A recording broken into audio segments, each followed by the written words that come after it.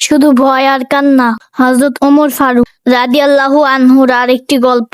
তিনি এত বেশি কান্না করতেন যে তার নুরানি চেহারায় চোখের পানি বেয়ে বেয়ে পড়ার কারণে দুটি কালো দাগ পড়ে গিয়েছিল।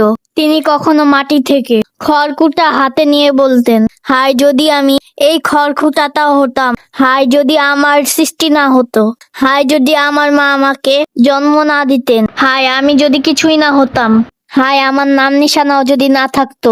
ওমর রাদিয়াল্লাহু আনহু বলতেন, যদি হাসরের ময়দানে এই ঘোষণা হতে থাকে, হে বনি আদম, একজন ছাড়া তোমরা সবাই জান্নাতে চলে যাও, তাহলে আমার ভয় হয় ওই একজন হয়তো আমিই হব। আর যদি ঘোষণা হয়, হে জাহান্নামবাসী, একজন ছাড়া তোমরা সবাই জাহান্নাম থেকে বেরিয়ে যাও, তাহলে আমার আশঙ্কা হয় ওই একজন হয়তো আমিই হব। তথ্যসূত্র আল ইলমু ওয়াল উলামা, পৃষ্ঠা 165। দেখলে তো বন্ধুরা, হযরত ওমর রাদিয়াল্লাহু আনহু এত বড় মর্যাদাবান সাহাবী হয়েও জাহান্নামের শাস্তিকে কেমন ভয় করতেন, অথচ তিনি দুনিয়ায় থাকতে জান্নাতের সার্টিফিকেট পেয়েছিলেন। তার সম্পর্কে নবীজি বলেছেন, আমার পরে যদি কেউ নবী হতো তাহলে ওমর হতো।